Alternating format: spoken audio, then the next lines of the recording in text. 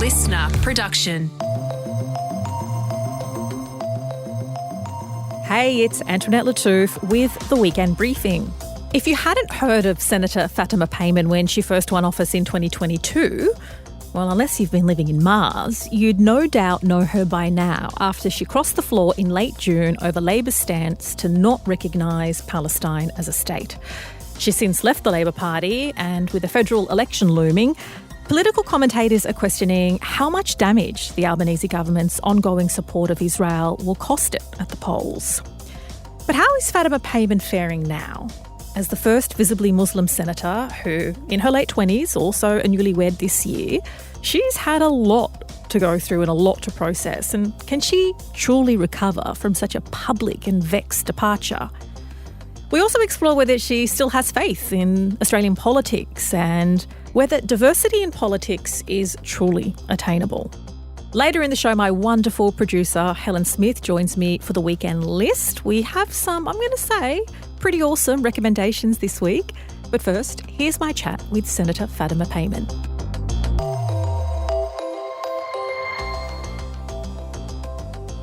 Senator Payman, welcome to the Weekend Briefing. And a lot of people know bits and pieces about you because you have been in the headlines for several weeks. But I'm interested in getting to know, I guess, the human behind the headlines. Talk me through your journey from Afghanistan to Pakistan and then growing up in Australia. Thank you so much for having me here, Antoinette. It's been quite the whirlwind in the last few months, but nonetheless, my story sort of begins back in Afghanistan when we fled the Taliban and moved to Pakistan as refugees.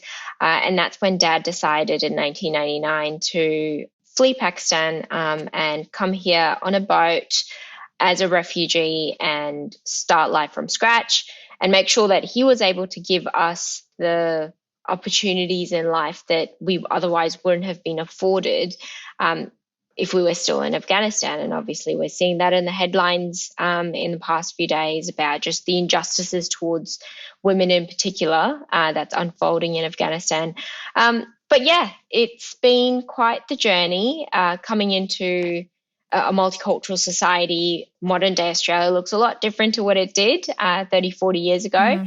And trying to adjust to the new way of life here was a challenge, but it's not just unique to me. I feel like many people from various diaspora communities find it difficult adjusting to the Australian way of life, which is ever evolving because, there are a plethora, a melting pot of cultures that makes us who we are as Australians. You did touch on the Taliban, and I just wanted to get your thoughts on what it's like witnessing from afar the regression in freedoms for women in Afghanistan.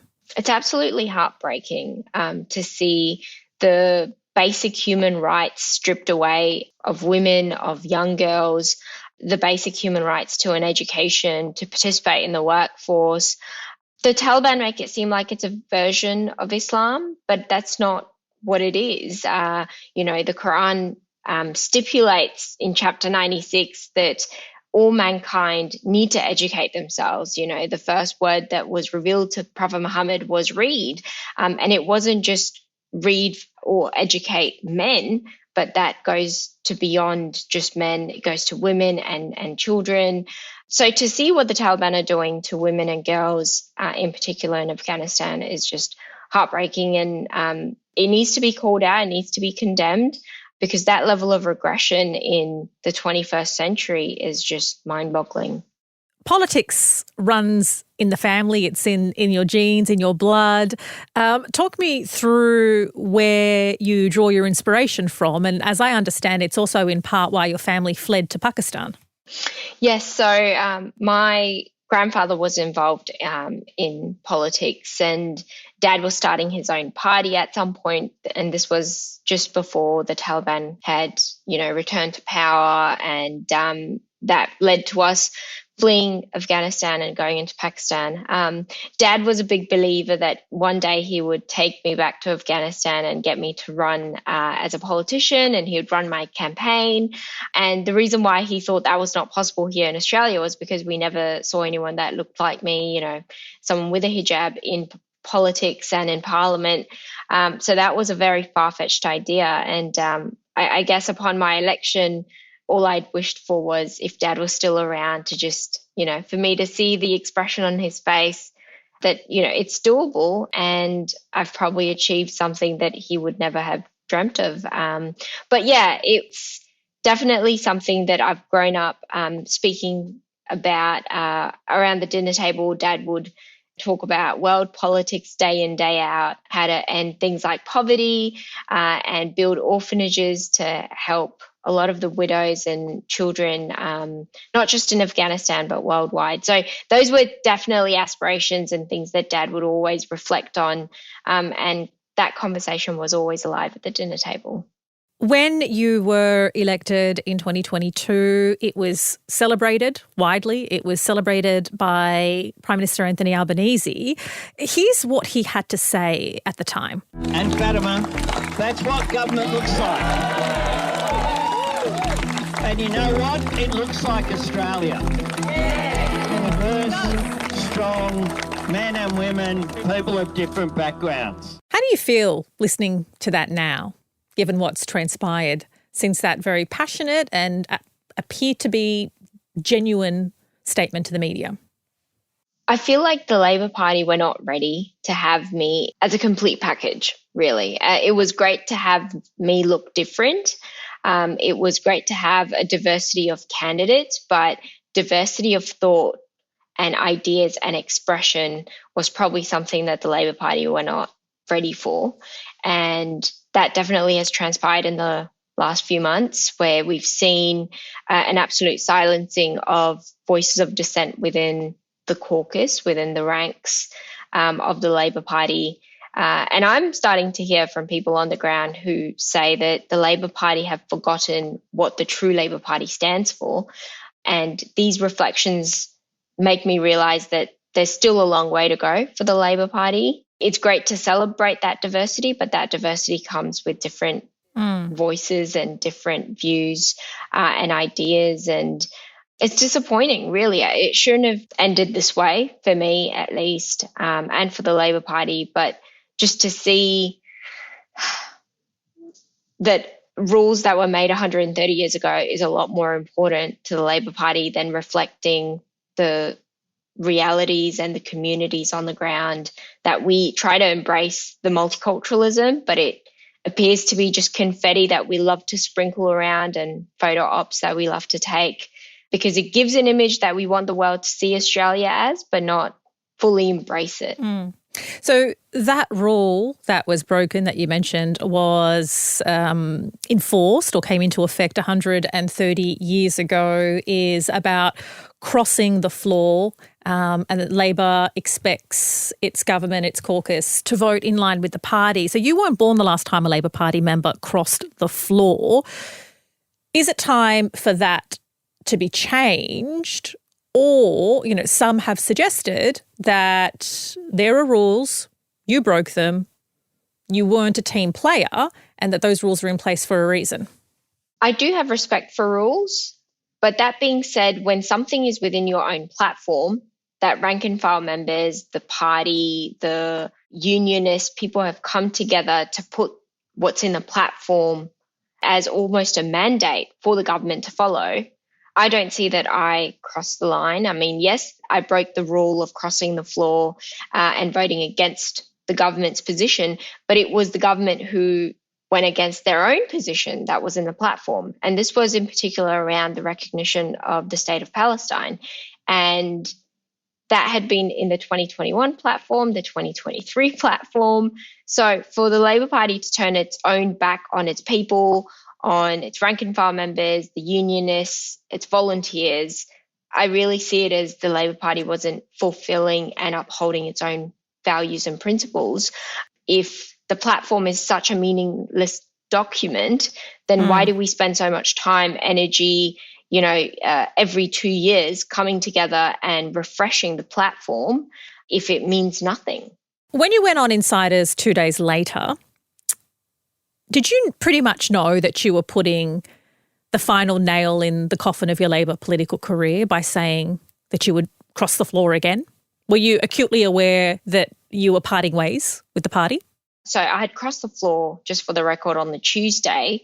And then on the Sunday, I was on the Insiders and I was asked the question whether, was it a fleeting moment where you felt under pressure or would you do it again? If the same question in its same form was presented to the Senate, and I said I would cross again, I do not intend on leaving the party because I don't see how that contradicts what our party stands for. Crossing the floor as a rule may contradict what the rules of the party is, but the substance and the content of why I'm crossing the floor again is based on what the platform mandates the party to do, the caucus to follow. Now, some in the caucus may choose the caucus over their communities, but for me, it was important to stick by my conscience and do as rank and file members that stand for the true Labor Party actually wanted to see. Were you prepared for the fallout? No, I don't think anyone would ever be prepared in a situation like that because I was not getting communications directly from the caucus. I, like everyone else, was waiting to hear media reports because the day after crossing the floor, I woke up to Richard Marles on TV saying that I would not be expelled. So that was news to me. But it was great to know that I wasn't being expelled. But what did it mean to be suspended from caucus?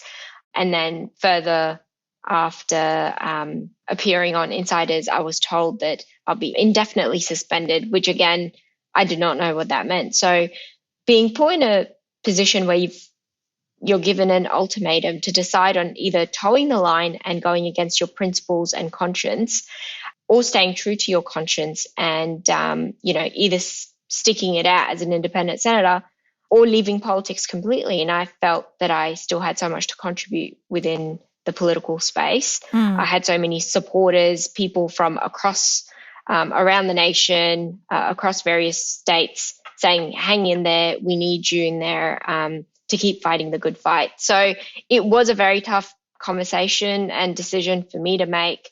I had conversations with my husband, my family. I knew what the implications would be if I chose to leave the party.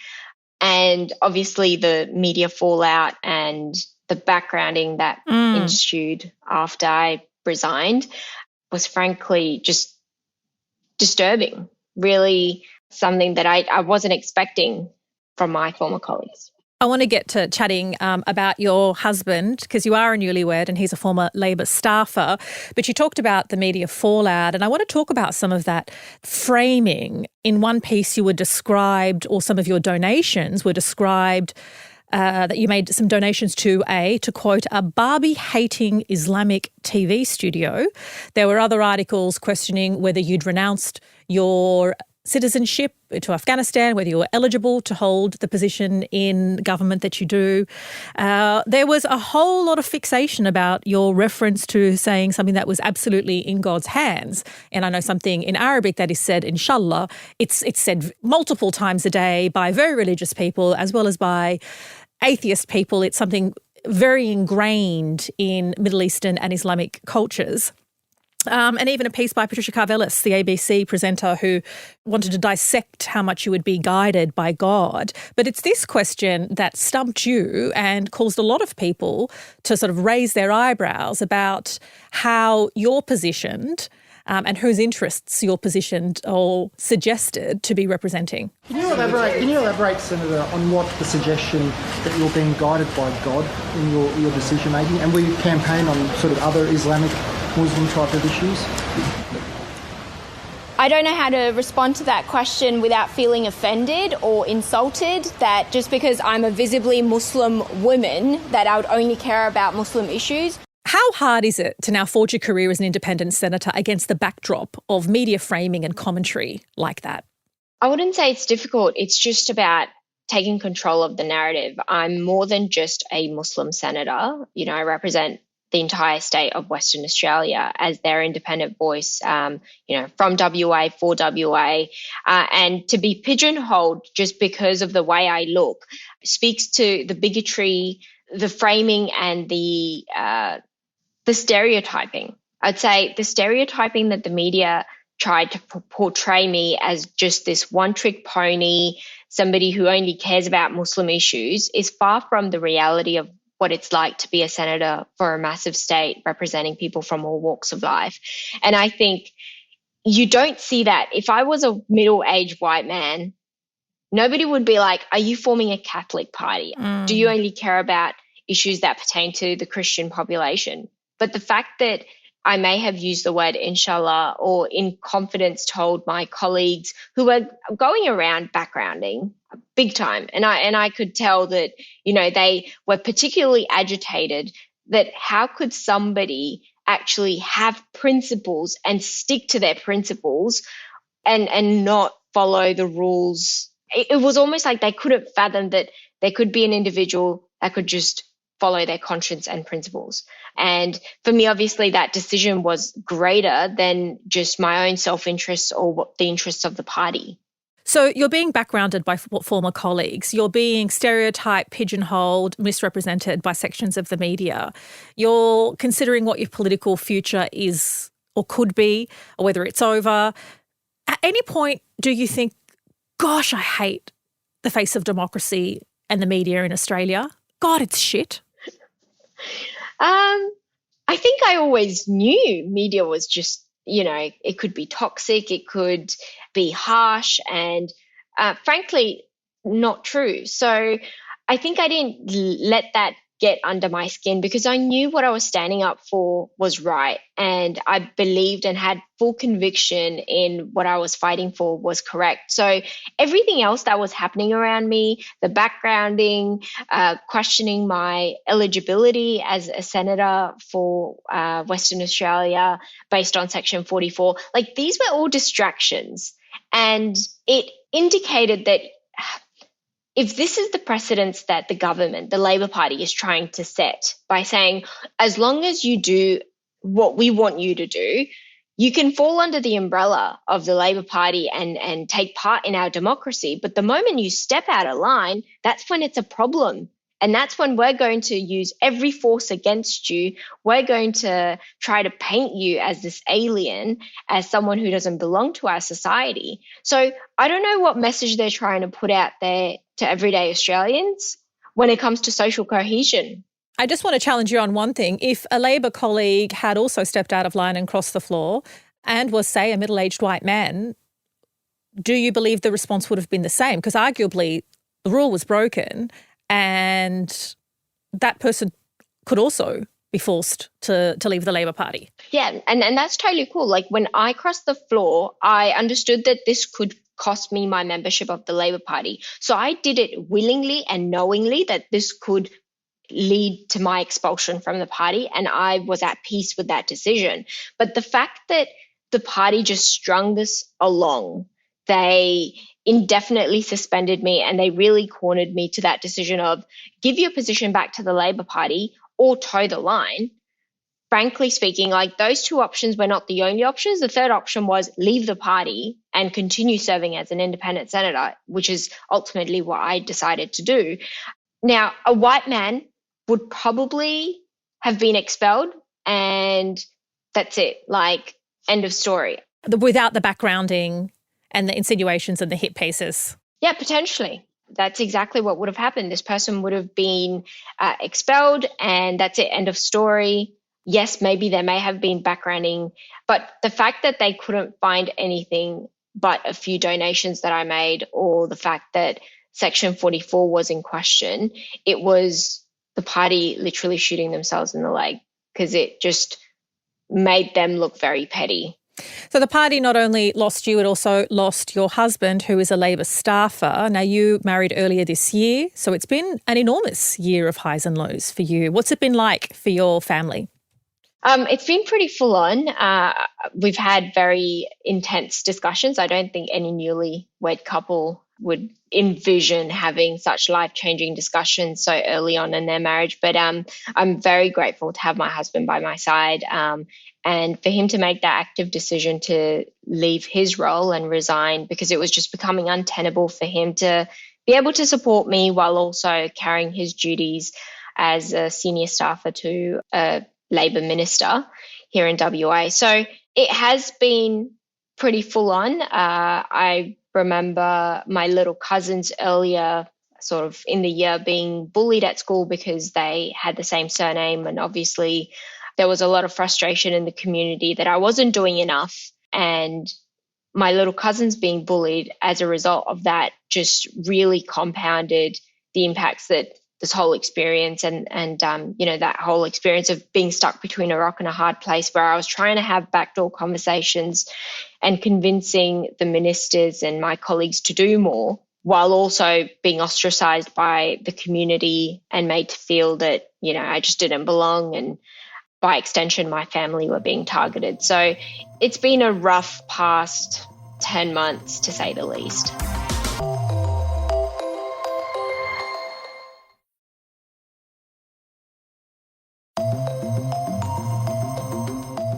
We've spoken a lot about Labor Party rules, your relationship, media framing. What we haven't spent a lot of time talking about is the heart of this, and that is the ongoing war on Gaza and Labor's delay in recognising Palestine as a state, despite its well-publicised intention to do so, and despite supporting a two-state solution. And you've made a very good point time and time again. How can you support a two-state solution if you don't recognise one of the states?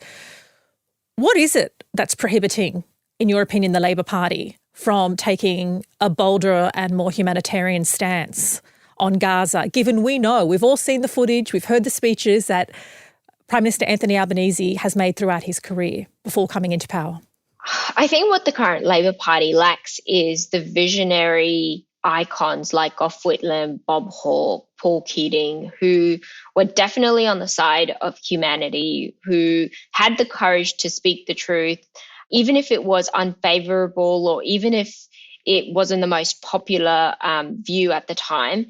And I think the Labor Party has really lost track of what it truly stands for. And I don't know where it's headed. I've been speaking to many Labor Party members or former members who are absolutely disenfranchised with what once was a strong Labor Party, who was clear in its positioning of what's a genocide, of what is human rights violations, and even mandated the recognition of the state of Palestine, to then just not have the courage to deliver and implement it.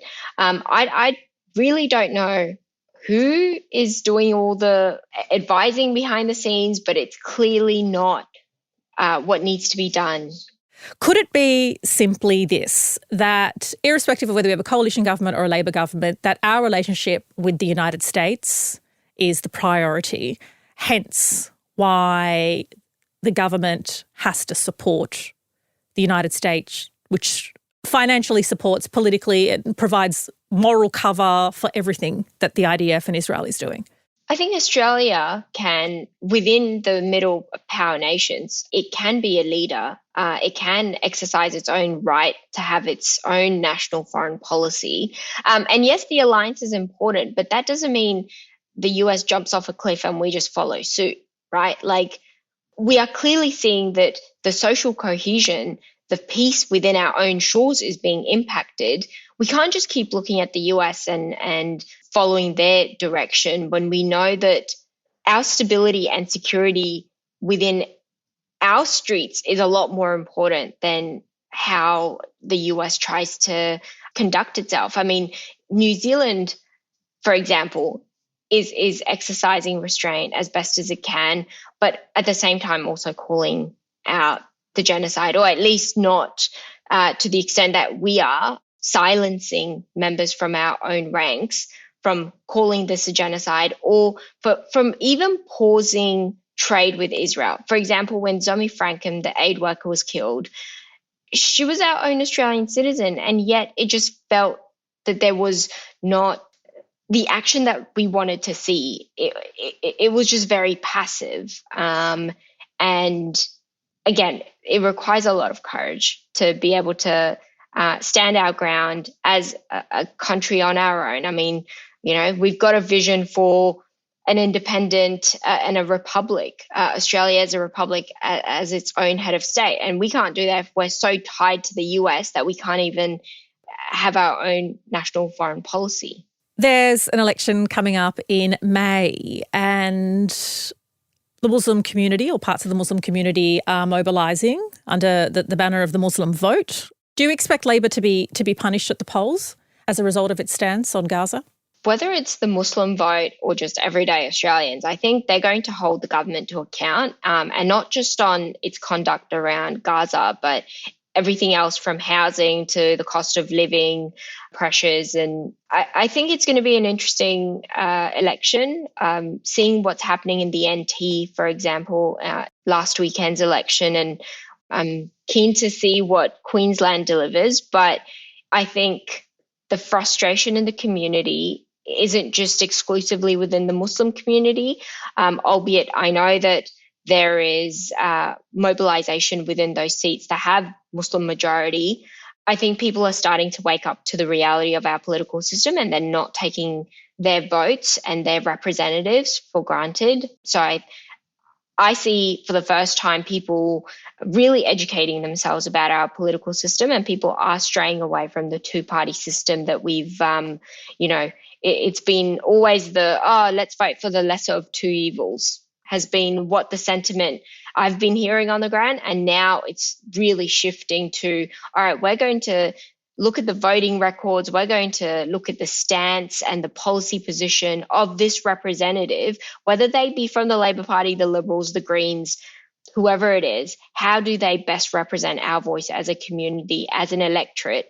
And people are coming together. So it's quite refreshing to see our democracy take this new, fresh lens of the way it's looking at the landscape. It's going to be an interesting election. You've been asked a lot of questions, some outright offensive, some leading. What's the one question that you've been asked again and again that you really loathe or don't like answering? Will you form a Muslim-only party? Well, I'm not going to get you to answer that, but thank you for sharing it. What would you rather be asked? What kind of an independent senator will you be? What are the policies you stand for? As a young Muslim as a young person of colour, a person of faith who lives in Western Australia. I mean, we're quite a parochial state. We always feel like we're left behind and nobody really pays attention to us. So, what are you going to do for WA? What are you going to do for WA? Great question, Antoinette. Thank you for asking. I would love to be WA's megaphone in Canberra, from Indigenous affairs and First Nations people's issues to looking at education and access to better healthcare in our rural and regional areas, looking at making sure that, regardless of your postcode, you've got the best access to whether it's public education, whether it's private education, and ensuring that, you don't have to toss between whether you want to go see a GP or put food on the table, or parents having to skip meals because they want their children to be able to have a meal or two. So there's just so many issues. I mean, I did my 12 towns in 12 days around WA. It's a massive state. I did over 7,000 kilometres. And 50 hours of traveling, and it was only a snapshot, and it was just scratching the surface. So I know that there's so much more that I can deliver and continue advocating for WA. Obviously, we haven't had an independent voice for the last 34 years in WA, so it's been a while, and I know that when you don't have any political affiliations or strings attached, people are more open to expressing what the local issues are. And if you listen hard enough, you would understand that there are local solutions to those local problems. It's just a matter of listening and ensuring that those voices are elevated and brought to the policy-making tables where it matters. So I think, independent for the win. It sounds like you're super passionate about the next chapter of your political career as an independent. Is there somewhere in the back of your mind that's left the door open, even so slightly ajar, at potentially rejoining the Labor Party if, as you say, it finds a way to return to its roots? Look, I feel like it may take a while for the Labor Party to become the true Labor Party that a lot of voters and a lot of rank and file members are hoping. For example, the pre-2018 Labor Party that was brave enough to talk about negative gearing and ensuring that capital gains tax isn't an issue that, only benefits the top 10% of earners in our country, where, the millionaires and billionaires are getting all these tax breaks. But I think it will be a while. I don't see myself joining the Labor Party anytime soon or returning. I'll definitely not be joining the Greens. But I don't know. There's many options out there. I'll just, stay tuned. Watch this space. Stay tuned. Watch this space. Thanks so much, Senator Payman. It's been fascinating having a chat with you. Thank you so much for having me. This has been brilliant. And that's Independent Senator Fatima Payman. It's your favourite time of the week because it's the weekend list, and that's when I get to chat with and you get to hear from producer extraordinaire Helen Smith. And she always has so many wonderful things to suggest when it comes to what to do and eat and see and everything in between. Helen, what have you got this week? All right. My first recommendation is a little bit rogue. Now, I've got it on my phone right now. I'm showing you. Oh, I've seen those before. It's like a phone sticky grippy thing. It's a silicone suction phone sticker that you pop on the back of your phone, like you put it on the back of your phone case, and it suctions to like glass, walls, tables. Walls as well. Yeah, it can suction to walls, but like glass is the best one it suctions to. But pretty much, you're not just suctioning your phone for random reasons. You suction it on and then you can use the front camera and create content, take videos hand-free, anything. It's so good. Right. So instead of having to have a tripod, you just stick it. Does it really work on a wall though? Yes.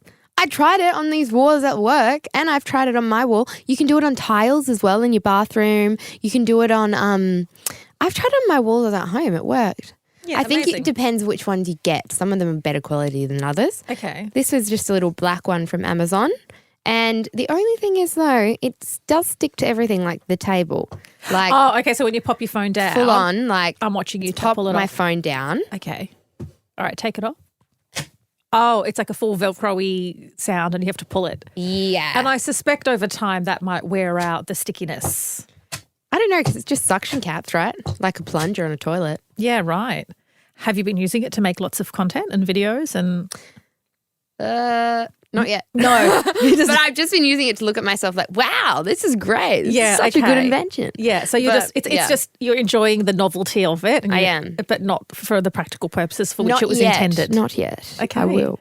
You just wait and see. I have been seeing those online and I good. doubted how suctiony and sticky they were. No, they're great. Okay. My recommendation is also phone aligned, but it doesn't stick to anything. I have gotten in the habit of sending long voice memos instead of calling people or texting people. And at first I used to find it quite annoying. And a friend of mine who does it quite frequently, who I have now become, is Lem, who works here at Listener. She's Abby Chatfield's producer and she's a mate of mine. And at first I was like, why is Lem sending me a personal podcast? Because sometimes it'd be minutes and minutes and minutes long. And then I realised, actually, this is quite convenient. And now I send them with some caveats and with some rules. I try and keep them under 2 minutes. Okay. Keep them super juicy. Like I don't do the whole, oh, well, I didn't want to call, so I'm just, I haven't had my Straight text. to the point. Just Get straight to the point. Get straight to the point. And I find it, I don't know, I really like it. Maybe I'm annoying everybody I send it to. No, I love them. And I'm here for like, it. it's like a mini podcast because it's just you like narrating with as much drama as you like. And can you believe it? It is amazing. And you're going to have to wait till tomorrow and I'll tell you what happens next, end it like that. And I feel like I'm just... Anyway, that's what I'm doing. I recommend personal podcast voice memos to your nearest and dearest when you have something juicy that you want to share, but you don't really have time for a 25-minute phone conversation. See, I think this is great for long-distance friends. My best friend Tiana lives in Bali, so she sends me these. And she did send me a very long one, nearly 6-minute one the other day. Okay. But when I was on was it interesting? It was interesting. Yeah. Okay. Oh, yeah. And when I was on my power walk, I was like, this is amazing. It's a personalised podcast just for me. So yeah, long distance friendships, relationships, anything. I think it's a vibe. Yeah, and just be mindful that, I mean, I don't know who your nearest and dearest is, but, you know, you're putting your voice in something out there. I always think, where could it end up? Mm-hmm. But I guess that's like a text message as well. Where could that end up if someone screen grabbed it? True. But yeah, that's the only other thing that I would, you know, be mindful of. Don't be too spicy. Yeah. What else do you have, Helen? All right. My second recommendation is Korean skincare. So in particular, the face masks, like the sheet masks that you get. Yes. Now, you can buy these from like Chemist Warehouse. Yes, but they add up. They're pretty pricey. No, but I find it hard to discern what's worth it, because some, like, they range from $3 to $30 for one. Mm-hmm. What works? What's natural? Do your research. Okay. And also ask the shop people. They always give me, I don't know, I've been going to W Cosmetics. Now they've got those W Cosmetics ones all around Australia. I had a quick Google before. But the shop attendants that are always there are generally really frank and to the point. But the ones I've been getting, it's this brand, Dr. G, I think. Okay. Really good and cheap, like literally $3 or less. Like, and what does it do? $1 or $1.90. They're sheet masks. They're but it's hydrating. Yeah, you can I get hydrating ones. There's collagen ones. There's purifying, like, kind of problem skin ones. Because I've seen some at Woolies, and I'm like, if it's available at Woolies, no, but they're not available at Woolies. These ones aren't available at Woolies. Right, These are Korean skincare. Korean skincare is like the best skincare. I think it's on par in the world, because their skincare industry is actually that's one of their biggest industries that they bring in money from exports. It's amazing. It's wild. But yeah, Korean skincare, there's a good online store that you can order from called Nudie Glow, and that's Korean Skincare Australia. That's another one that has a lot of different products at cheaper prices, like wholesale prices. But yeah, I think give Korean skincare a go rather than just your general run-of-the-mill. Yeah. Okay. Well, the only thing I'd add to that is we are not in any way, shape or form dermatologists or skincare or anything specialists. We are just a couple of chicks giving it a go. Trying some stuff. So if you have a massive allergic reaction or whatever, or break out in hives, like, it's not our fault. We are not experts. We are just a couple of chicks trying some stuff, trying to share the love and help you save a few bucks and have radiant skin. Totally. So my second recommendation is actually off the back of the fabulous chat that I had with Fatima Payman. She was on Australian Story just very recently, and it was a fascinating insight into her family journey. You get to meet her husband, who is an Anglo-Australian guy who converted to Islam, who's also a former Labor staffer. You meet her family, you go into her home, you go into her partner's home, and you hear from a bunch of other people who provide political commentary. But I thought it was a really great insight into the woman behind the headlines. Yeah, like the person behind the politics. Absolutely. And, you know, seeing her at her husband's, I think it was a basketball match, cheering him on, and some stories of what she was like at school. And I really found it fascinating. And so if you enjoyed my chat with Fatima Payman, or are just fascinated or curious to know more, you can watch Australian Story on ABC iView. But that is it for this week. Thank you so much for being with us and tuning in. Always a pleasure hanging out with you. If you want more from the Weekend Briefing, you can find us on the Listener app. You can download the Listener app in the App Store. Follow us there. Otherwise, follow or subscribe wherever you get your podcasts from. And tell us your thoughts on this chat with Fatima Payman. Rate and review. Maybe you're feeling generous. Maybe your skin's super hydrated because you've popped on one of those hydration masks. You can rate and review every episode. We'll be back Monday morning, where the team will have the latest headlines straight to your headphones, along with some interesting interviews. Stay safe, everyone. Antoinette Lattouf signing off. Catch you next week.